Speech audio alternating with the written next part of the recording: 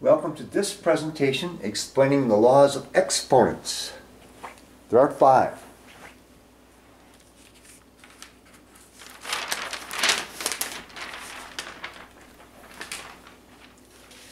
And here we have the first 2 laws of exponents. Here we have the same base and we're multiplying. Okay, now to make this clear, x to the second power is here and x to the third power is here. X to the second times x to the third. And so you see what we have, and this gives us 5 x's. X to the 5th power. So the first rule of exponents is if you have the same base and you're multiplying, what do you do with the exponents? Add them. Okay, the second law of exponents, raising a power to a power. X to the second raised to the third power. X to the second, or x squared, and it's raised to the third power means I have 3 of these. So here I'm raising a power to a power. X to the second raised to the third. What does that give me?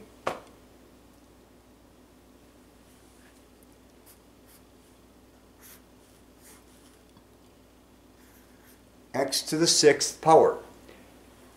So you see, when you raise a power to a power, what do you do with the exponents now? Multiply. 2 times 3, 6. To raise a power to a power. Okay? Those are the first 2 laws of exponents. Now let's look at the third.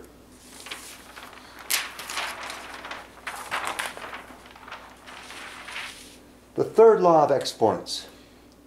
Here we have x to the 5th power divided by x squared. And so what does it mean? We have x times x times x times x times x, x to the 5th power, over x squared. X to the 5th power divided by x squared. Okay, so what we can do here, just like any other division or fraction problem, we can cancel. We can cancel an x here with an x here. We can cancel an x here with an x here. What are we left with? We end up with, of course, you see, x to the 3rd power. X to the 3rd power. Now, the rule then we establish is this. If we have the same base and we're dividing, we take the exponents, x to the 5th, and we subtract the exponent of the denominator. And this gives me my result, x to the 3rd power. Very important rule because it leads us to a couple definitions for the next 2 rules. So to divide the same base, we subtract the exponents because we're really canceling 2 of these with 2 of these. Okay, let's look at the next 2 rules derived from the 3rd rule.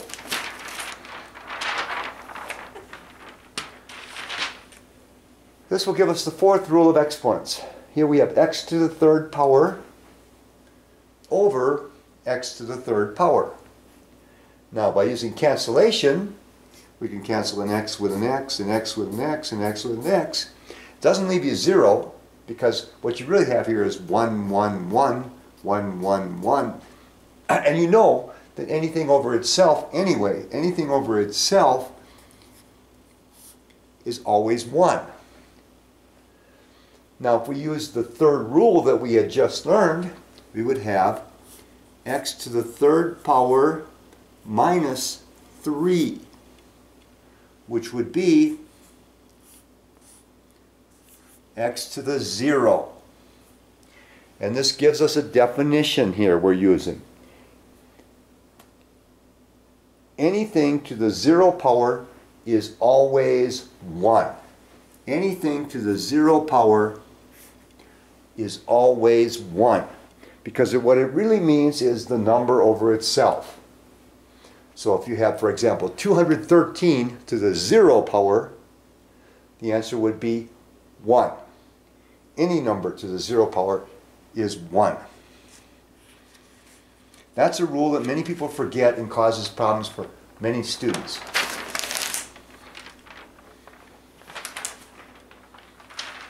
Okay, we're looking at the last law of exponents right here. Here we have x to the third power divided by x to the fifth power. X to the third power divided by x to the fifth power. Now if we use cancellation, these cancel, these cancel, these cancel. But remember we have 1, 1, 1, and 1. 1 over x squared. 1 over x squared. That's using cancellation. Now if we use the rule that we learned, the third rule, we have x to the third minus 5. X to the 3 minus 5. And this would give me x to the negative 2. And that gives us definition. Anything to a negative power is equal to 1 over that same number to that positive power.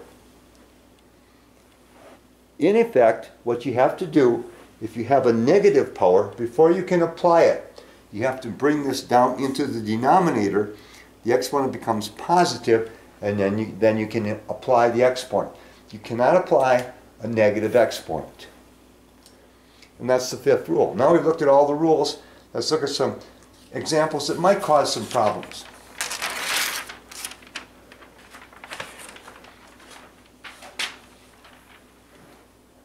Before we do that, a little review. Here we have, again, the first three rules, reviewing the rules. X to the second times x to the third, x to the second times x to the third. X to the fifth.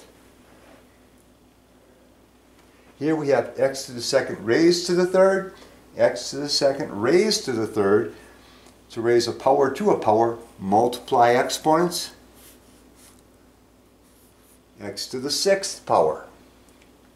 The third rule, I have an asterisk by the third rule because the third rule is a very important rule. Here you have, we can cancel here and here. If we use the rule, 5 minus 2, and we get x to the third power. So if you have the same base and you're dividing, all you need to do is subtract the exponents. Okay, reviewing then the two rules that are derived from the third rule before we go on to look at examples. The third rule, x to the third over x to the third, anything divided by itself is 1. If we use the rule, we have x to the 3 minus 3 equals x to the 0, which gives us our definition that anything to the 0 power is 1. Okay, then we have the fifth rule, x to the second divided by x to the fifth. If we use cancellation, we would get 1 over x to the third. If we use the third rule, we would get x to the 2 minus 5, which would be x to the negative third.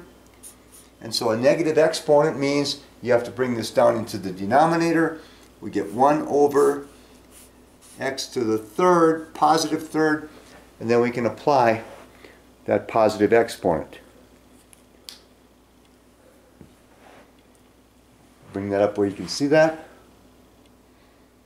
Okay, so we get 1 over x to the positive third, and we can apply the exponent. Okay.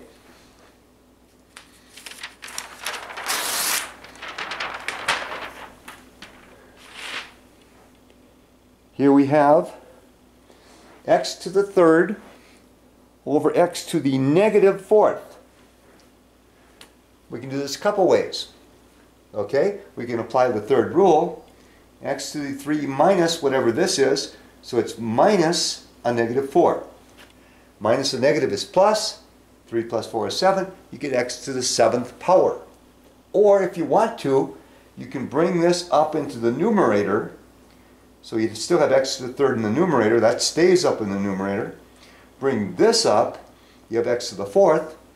So you have x to the third times x to the fourth. Then you can apply the first rule. 3 plus 4 is 7. Either way, you get x to the 7th power. So if you have something that has a negative exponent, you can move it. If it's in the denominator, you can move it to the numerator and make the exponent positive. But you don't have to. Okay, let's look at some others here.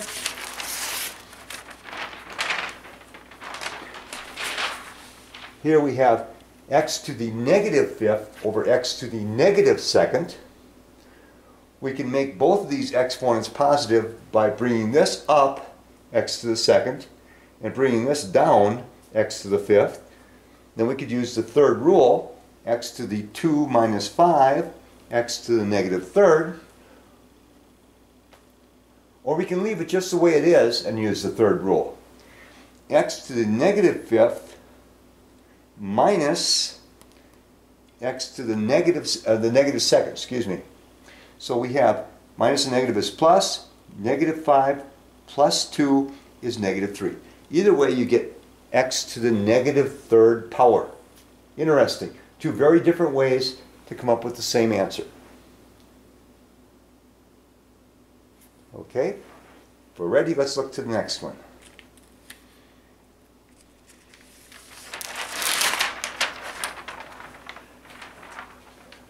Now this is something we haven't looked at yet. What do you do if you have fractional powers? These are two different examples. This one is x to the 1/2 power. The second one is x to the 2/3 power. Fractional exponents are roots. The denominator is the root. So this tells me that I have the square root of x.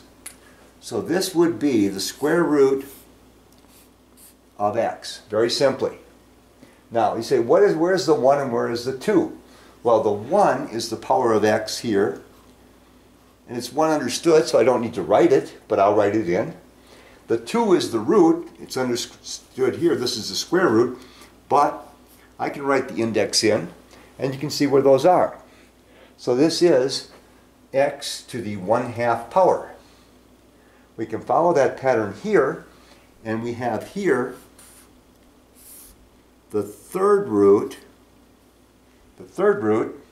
of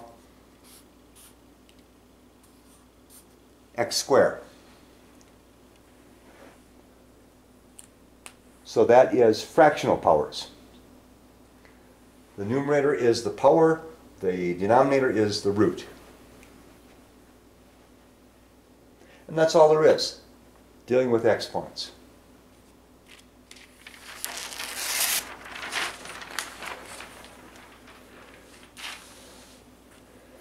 This has been Math with Martin Frank.